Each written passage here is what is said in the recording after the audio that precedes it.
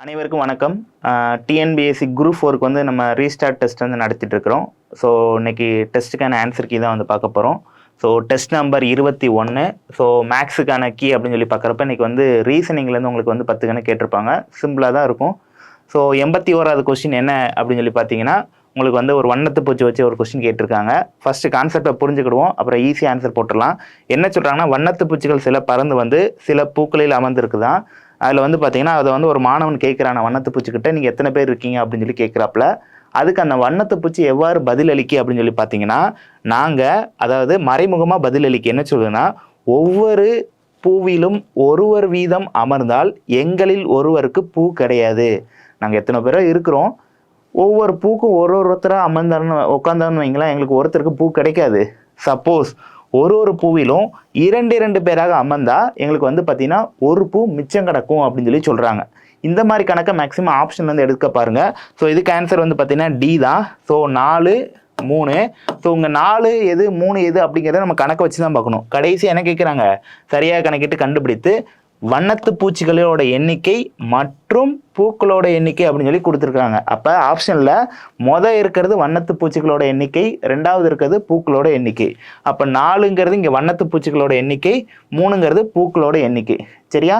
First condition என்ன சொல்லுது, ஒவ்வொரு பூவிலும் ஒருவர் வீதம் அமைந்தால் ஒரு வண்ணத்து பூச்சிக்கு என்ன கிடைக்காது, பூ கிடைக்காது அப்படின்னு சொல்றாங்க. அப்போ 3 பூ இருக்கா, 4 பேர் இருக்காங்க, 4 பேரும் ஒவ்வொன்றா அமர்ந்தனா ஒரு வண்ணத்து பூச்சிக்கு என்ன கிடைக்காது, பூ கிடைக்காது. சப்போஸ் ஒவ்வொரு பூவிலும் 2 பேர் அமர்ந்தால், இப்போ 3 பூ இருக்கு, ஸோ இதில் 2 பேர் அமர போகிறாங்க. அப்போ 4 இங்கே ஒரு 2 பேர் வந்துடுவாங்க, இங்கே ஒரு 2 பேர் வந்துடுவாங்க. அப்போ ஒரு பூ என்னவா இருக்கு, மீதி இருக்கு. ஸோ அதுதான் இங்கே கண்டிஷன். வேற எதாவது அப்ளை பண்ணாலும் நமக்கு வராது இங்கே. சரியா? ஸோ இதுக்கு ஆன்சர் 4, 3. அடுத்து 82 என்ன சொல்றாங்க, ஒரு வரிசையில் சில பேர் நின்று கொண்டிருந்தன.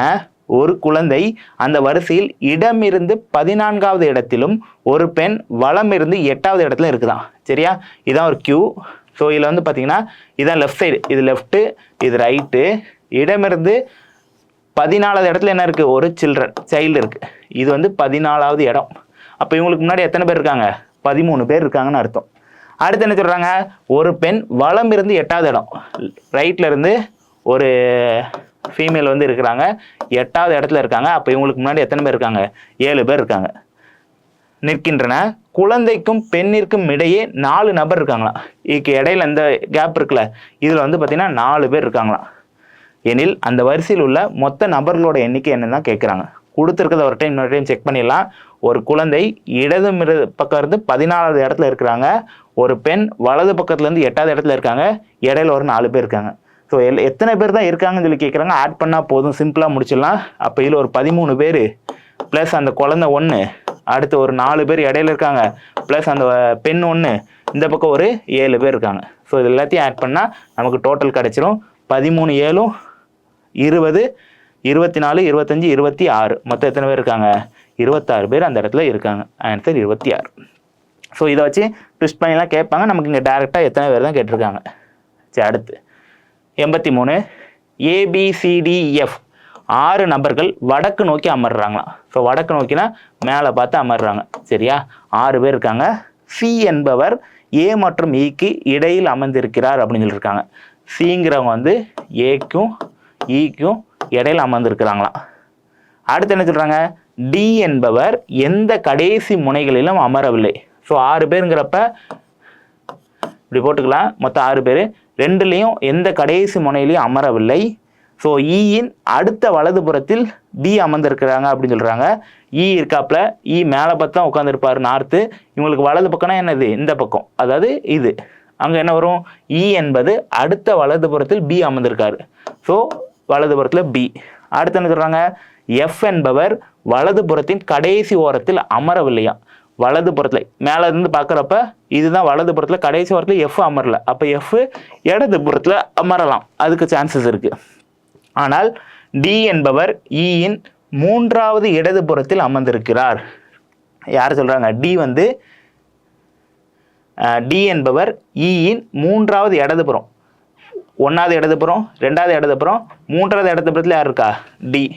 இந்த ஸ்டேட்மெண்ட்டை திருப்பி எழுதிக்கிறேன். F D A C E B இப்போ பாருங்க அகைன் இதை வந்துட்டு செக் பண்ணிடுவோம் ஒரு டைமு. ஃபர்ஸ்ட் என்ன சொல்றாங்க, சி என்பவர் ஏ மற்றும் ஈக்கு இடையில் அமர்ந்திருக்கிறார். சி என்பவர் ஏ மற்றும் ஈக்கு இடையில இருக்காங்க. ஓகே. அடுத்து டி என்பவர் எந்த கடைசி முனைகளிலும் அமரவில்லை. டிங்கிறவங்க 2 முனையிலையுமே அமரல. ஓகே.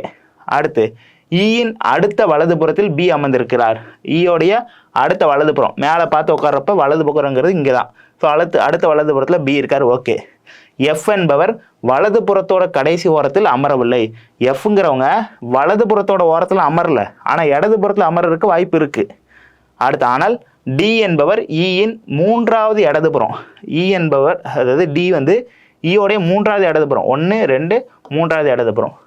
அவ்வளோதான், எல்லா கண்டிஷனுமே வந்துருச்சு. இப்போ நமக்கு என்ன சொல்லியிருக்காங்க, கீழ்காணும் எந்த நபர் டியின் இடதுபுறத்தில் அமர்ந்திருக்கிறார். டி இருக்காப்புல மேலே பார்த்து தான் உட்காந்துருக்காரு.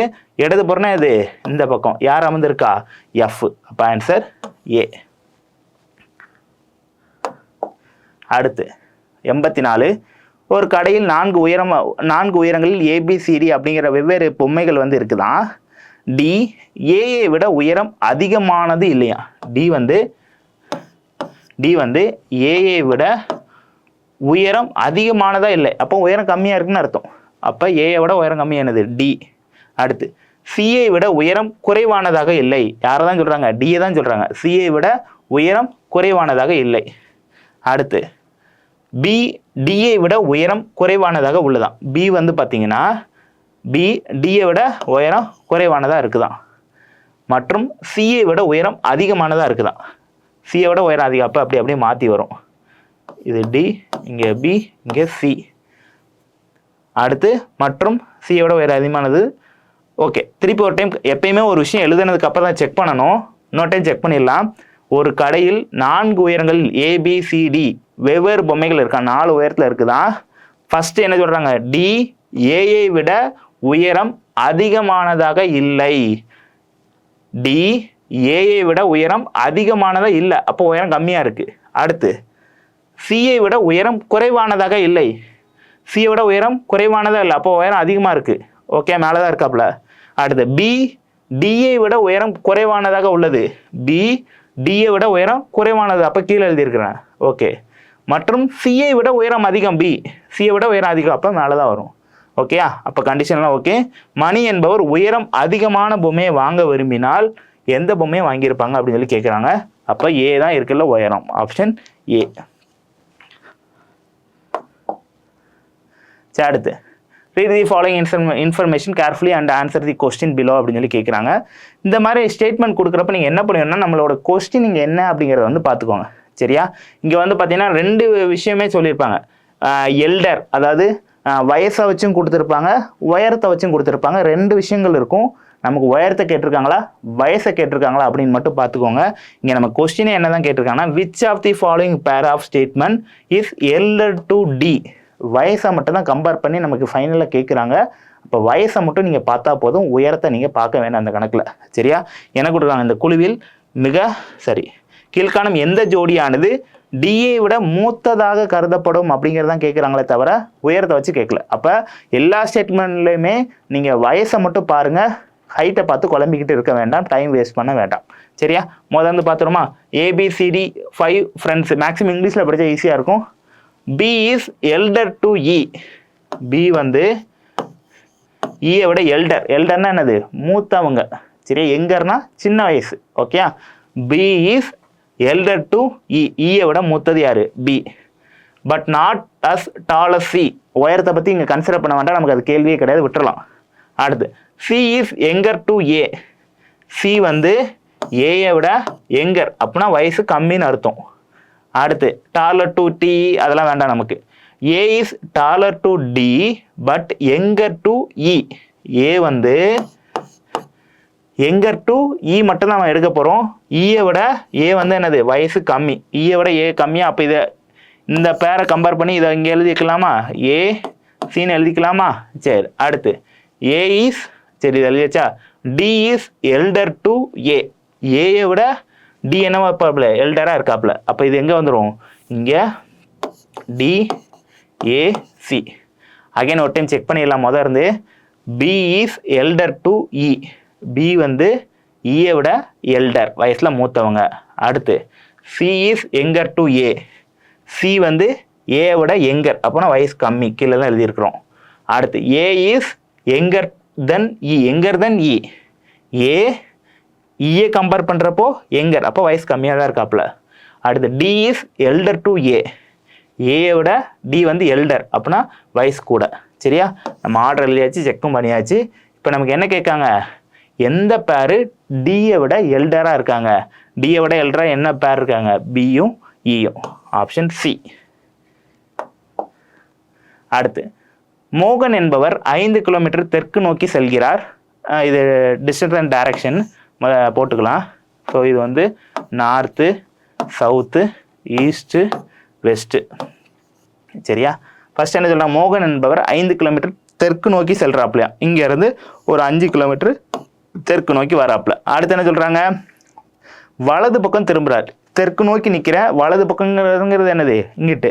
ஸோ வலது பக்கம் திரும்பி எத்தனை கிலோமீட்டர் போகிறானா, 3 கிலோமீட்டர் வலது பக்கம் திரும்பி போகிறார். அடுத்து அங்கிருந்து இடது பக்கம் திரும்புறாரு. இப்போ இவர் இப்படி தானே பார்த்து நிற்காரு, இடது பக்கம்னா எனக்கு அது கீழே, இடது பக்கம் திருப்பி ஒரு 5 கிலோமீட்டர் செல்கிறார். எனில் அவர் தற்போது எந்த திசையை நோக்கி நிற்கிறார் அப்படின்னு சொல்லி கேட்டிருக்காங்க.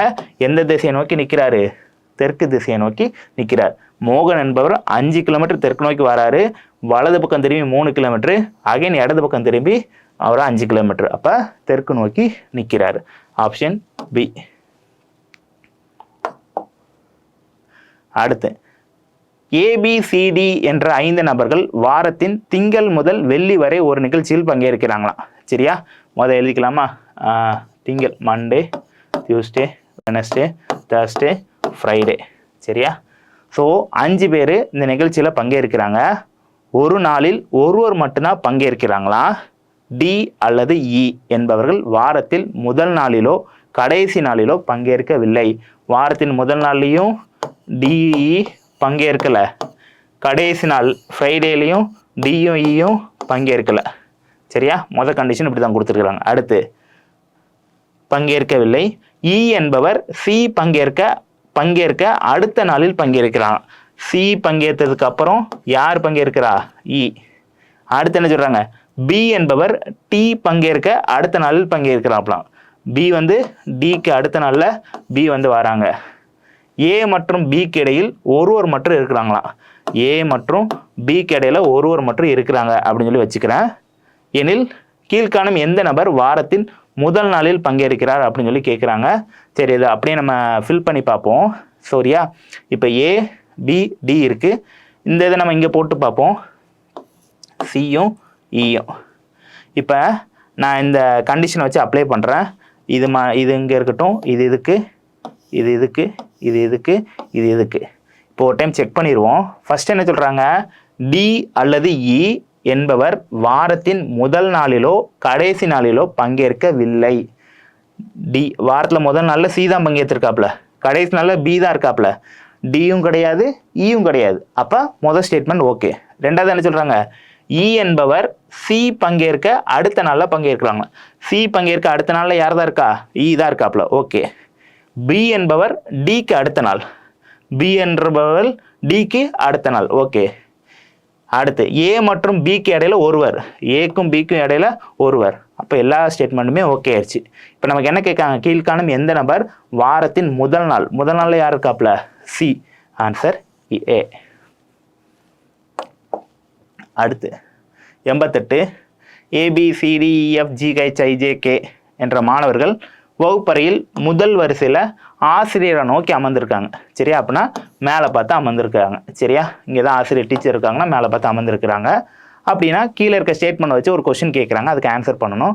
ஃபர்ஸ்ட் என்ன கொடுக்குறாங்க, எஃப்பின் அடுத்த இடதுபுறத்தில் அமர்ந்துள்ள டி. எஃப்பின் மேலே பார்த்தானே உட்காந்துருக்காங்க, அப்போ இடதுபுறம் என்னது, இதான். அடுத்த இடதுபுறத்தில் அமர்ந்துள்ள டி. அடுத்து என்ன சொல்கிறாங்க, சியின் இரண்டாவது வலதுபுறத்தில் அமர்ந்துள்ளார். யாரை தான் சொல்கிறாங்க, எஃப் தான். எஃப்பின் அடுத்த இடதுபுறத்தில் அமர்ந்துள்ள டி சியின் இரண்டாவது வலதுபுறத்தில் இருக்காப்லையா. அப்போ பாருங்க, இங்கே சி இருக்குன்னா முதல் வலதுபுறம் இது, ரெண்டாவது வலதுபுறம் இது. என்ன சொல்கிறாங்கன்னா எஃப்பின் அடுத்த இடதுபுறத்தில் அமர்ந்துள்ள டி சியின் இரண்டாவது வலதுபுறத்தில் இருக்கார். அப்போ நம்ம எழுதுனது கரெக்டாக தான் முதல் ஸ்டேட்மெண்ட்டுக்கு. ரெண்டாவது ஸ்டேட்மெண்ட் என்ன சொல்கிறாங்க, ஈயின் இரண்டாவது வலதுபுறத்தில் ஏ அமர்ந்துள்ளார். இது முதல் ஸ்டேட்மெண்ட்டுக்கு எழுதி வச்சிருக்கேன். ரெண்டாவது ஸ்டேட்மெண்ட் கீழே எழுதுனேன். ஈயின் இரண்டாவது வலதுபுறத்தில் அமர்ந்துள்ளார், ஏ அமர்ந்துள்ளார். ஈ இருக்குன்னா இரண்டாவது வலதுபுறம், முதல் வலதுபுறம், ரெண்டாவது வலதுபுறத்தில் யார் இருக்கா, ஏ. மற்றும் இ என்பவர் வரிசையில் ஒரு ஓரத்தில் அமர்ந்துள்ளார். இதை நம்ம ஒரு ஓரமாகவே வச்சுக்கலாம். ஓகேயா. அடுத்து இது ரெண்டாவது ஸ்டேட்மெண்ட் வச்சு எழுதியிருக்கலாம். மூணாவது ஸ்டேட்மெண்ட் என்ன கொடுக்குறாங்க, ஜே என்பவர் ஏ மற்றும் பிக்கு இடையில் அமர்ந்துள்ளார். ஜேங்கிறவங்க ஏக்கும் பிக்கும் இடையில் அமர்ந்துள்ளார் மற்றும் ஜியின் மூன்றாவது இடதுபுறத்தில் அமர்ந்துள்ளார். ஜிக்கு மூன்றாவது இடதுபுறத்தில் யார் இருக்கா, ஜே. இடதுபுறம் என்னது, இங்கிட்டு தான் பார்க்கணும் நம்ம. அப்போ இங்கே ஒரு 2 இருக்காங்க, இங்கே ஜி போட்டோன்னா ஜே என்பவர் ஏ மற்றும் பிக்கு இடையில அமர்ந்திருக்காங்க இல்லையா. ஏ மற்றும் பிக்கு இடையில ஜே மற்றும் ஜியின் மூன்றாவது இடதுபுறம், ஜியின் ஒன்றாவது இடதுபுறம், ரெண்டாவது இடதுபுறம். ஸோ அப்போ ஒரு கோடு தான் வரும்ண்ணா. ஒன்றாவது இடதுபுறம், ரெண்டாவது இடதுபுறம், மூணாவது இடதுபுறத்தில் இருக்கா, ஜே இருக்காப்புல. இது மூணாவது ஸ்டேட்மெண்ட் வச்சுக்கலாம். ஓகேயா. அடுத்து நாலாவது ஸ்டேட்மெண்ட் என்ன சொல்லியிருக்காங்க, ஹச் என்பவர் டியின் அடுத்த இடதுபுறத்தில் அமர்ந்துள்ளார். ஹச்சுங்கிறவங்க டியுடைய அடுத்த இடதுபுறம், டி இங்கே இருக்குன்னா இவங்களோட அடுத்த இடதுபுறத்தில் ஹச் இருக்காப்புல. மற்றும் ஐயின் மூன்றாவது வலதுபுறம், இங்கே ஐ இருக்குன்னா மூன்றாவது வலதுபுறம், ஒன்றாவது வலதுபுறம், ரெண்டாவது வலதுபுறம், மூன்றாவது வலதுபுறத்தில் ஹச் வந்து இருக்காங்க. எனில் வரிசை நடுவில் யார் இருக்காங்கன்னு சொல்லி கேட்குறாங்க. இது நாலாவது ஸ்டேட்மெண்ட். இப்போ நம்ம இந்த 4 ஸ்டேட்மெண்ட்டையும் மேட்ச் பண்ணிவிட்டு என்ன பண்ணணும், செக் பண்ண போகிறோம். சரியா. எப்படி மேட்ச் பண்ணலாம் பாருங்கள். இங்கே ஏ சிடி சி கேப்பு டிஎஃப் இருக்குது, இ இருக்குது, கேப்பு ஏ இருக்குது. ஸோ எதெல்லாம் இந்த ஏவும் இந்த ஏவும் மேட்ச் பண்ணலாமா நம்ம? அப்படி மேட்ச் பண்ண என்ன வரும், இந்த இடத்துல நான் இதுக்குள்ளே எழுதிக்கிறேன். இங்கே இ ஒரு கேப் இருக்குது, இந்த ஏ, அந்த ஏ கூட இதை தூக்கி இங்கே போட்டுறேன். அப்போ ஏ இங்கே வந்துடும். அதுக்கடுத்து என்ன இருக்குது, ஜே பி ஒரு கேப்பு ஒரு ஜி. அடுத்து பாருங்கள் எது இருக்குது நமக்கு, ஐ இருக்குது, 2 கேப் விட்டு ஹச் டி இருக்குது. அடுத்து இங்கே இந்த டியும் இங்கே இதையும் மேட்ச் பண்ணலாமா? இதையும் மேட்ச் பண்ண என்ன வரும், இங்கே பாருங்கள் இங்கே ஹச்சு ஒரு 2 கோடு இருக்குது, இந்த டி இங்கே இருக்கும் ஒரு கோடு, இங்கே ஹச் வந்துடும். அடுத்து வந்து சி ஒரு கேப்பு ஐ வருமா? ஸோ இதை வச்சு மேட்ச் பண்ணிட்டு வந்த ரெண்டுத்தையும் இப்போ பாருங்கள், இந்த டி இருக்குது, இந்த டியை வச்சு நான் இங்கே மேட்ச் பண்ணுறேன். டி அடுத்து ஒரு கேப் இருக்காங்க ஹச்சு, அடுத்து என்ன வருங்க சி. ஸோ இது இங்கே ஒரு கேப் இருக்குது, இதில் ஒரு கேப் இருக்குது. அப்போ இந்த ஐயை தூக்கி இங்கே போட்டுக்கலாமா? ஸோ ஐயை இங்கே எழுதிக்கலாம். ஸோ இந்த கேப்பில் ஜி வந்துடும், அடுத்து சி ஹச் டி வந்துருமா? டிக்கு அப்புறம் எஃப் இருக்குது. ஸோ இது எல்லாத்தையும் மேட்ச் பண்ணி மேலே எழுதியிருக்கேன் பாருங்கள். இங்கே ஈக்கு அப்புறம் எதுவுமே வராமல் ஒன்று இருக்குது கே, அதை தூக்கி இங்கே எழுதிக்கலாம். ஸோ இதுதான் நமக்கான ஸ்டேட்மெண்ட்டு. ஸோ இதை மட்டும் ஒரு டைம் செக் பண்ணிடுவோம் கீழே வச்சு. எஃப்பின் அடுத்த இடதுபுறத்தில் அமர்ந்துள்ள டி, எஃப்பின் அடுத்த இடதுபுறத்தில் அமர்ந்துள்ள டி, சியின் இரண்டாவது வலதுபுறம், சியிலேருந்து 1 ரெண்டாவது வலதுபுறத்தில் இருக்காப்புல. முதல் ஸ்டேட்மெண்ட் மேட்ச் ஆயிடுச்சு. அடுத்து ஈயின் இரண்டாவது வலதுபுறத்தில் ஏ அமர்ந்துள்ளார். எங்கே இருக்குது, ஈயின் இரண்டாவது வலதுபுறம், மேலே பார்த்தா உட்காந்துருக்காங்க. 1வது வலதுபுறம், 2வது வலதுபுறத்தில் ஏ அமர்ந்துள்ளார். மற்றும் இ என்பவர் வரிசையின் ஒரு ஓரத்தில் இருக்காப்புல, அதுவும் ஓகே தான். ஜே என்பவர் ஏ மற்றும் பிக்கு இடையில இருக்காப்புல, ஜே என்பவர் ஏ மற்றும் பிக்கு இடையில இருக்காப்புல. அடுத்து ஜியின் மூன்றாவது இடதுபுறம், ஜியின் மூன்றாவது இடதுபுறம், 1வது இடதுபுறம், 2வது இடதுபுறம், 3வது இடதுபுறம். ஓகே. அடுத்து ஹச் என்பவர் டியின் அடுத்த இடதுபுறத்தில் அமர்ந்துள்ளார். ஹச் என்பவர் டியின் அடுத்த இடதுபுறத்தில் அமர்ந்துள்ளார். ஐயின் மூன்றாவது வலதுபுறம், ஐயோட மூன்றாவது வலதுபுறத்தையும் இருக்காப்புல. ஸோ எல்லா ஸ்டேட்மெண்ட்டையும் பூர்த்தி பண்ணி நம்ம எழுதியாச்சு. நம்ம கேள்வி என்னது, வரிசையின் நடுவில் யார் இருக்காங்கன்னு சொல்லி கேட்காங்க. ஸோ நடுவில் ஐ, ஆன்சர் ஐ.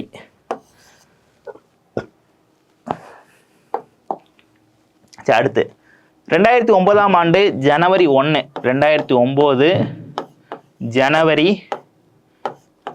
1 வந்து என்னதான், வியாழக்கிழமையா.